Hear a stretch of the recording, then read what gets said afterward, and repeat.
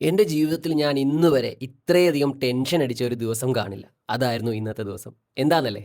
പറയാം. ആമി പ്രഗ്നന്റ് ആയി കഴിഞ്ഞ 5 മാസം ഞങ്ങൾ കാത്തിരുന്നത് ഈ ഒരു ദിവസത്തിന് വേണ്ടിയാണ്. ഇതായിരുന്നു ഞങ്ങളുടെ 5-ാം മാസത്തെ സ്കാനിംഗ്. ഈ ഒരു സ്കാനിങ്ങിലൂടെ അറിയാം നമ്മുടെ കുഞ്ഞ് ഓക്കെ ആണോ അല്ലയോ എന്ന്. എൻ്റെ അച്ഛനും അമ്മയ്ക്കും ഞാൻ ഒറ്റ മോനാണ്. അതുകൊണ്ട് തന്നെ എന്നെ എവിടെയും വിടില്ലായിരുന്നു. ഈ കാര്യം പറഞ്ഞ അച്ഛനുമായിട്ട് എപ്പോഴും അടിയായിരുന്നു. അപ്പോൾ അച്ഛൻ പറയും, നീ ഒരു അച്ഛനാവുമ്പോഴേ അതിൻ്റെ ആ ഒരു ബുദ്ധിമുട്ട് നിനക്ക് മനസ്സിലാവുമെന്ന്. ഇന്ന് അതെനിക്ക് ശരിക്കും മനസ്സിലായി. ആമിക്ക് ഇന്ന് 5 മന്ത് സ്കാനും അതേപോലെ തന്നെ ഗ്ലൂക്കോസ് ടെസ്റ്റും ഉണ്ടായിരുന്നു. രണ്ടും ഉള്ളതുകൊണ്ട് തന്നെ രാവിലെ 7 ആയപ്പോൾ തന്നെ നമ്മൾ വീട്ടിൽ നിന്ന് ഇറങ്ങി. നമ്മുടെ ആലപ്പുഴ ചേർത്തലയിലുള്ള കിൻഡർ ഹോസ്പിറ്റലാണ് ഞാൻ ആമിയെ കാണിക്കുന്നത്. കാരണം ആമിയുടെ കാര്യത്തിലും കുഞ്ഞിൻ്റെ കാര്യത്തിലും എനിക്കൊരു റിസ്ക് എടുക്കാൻ വയ്യ. ഹോസ്പിറ്റലിൽ ചെന്നുടനെ തന്നെ നമ്മൾ ആദ്യം ചെയ്തത് ഗ്ലൂക്കോസ് ടെസ്റ്റ് ആണ്.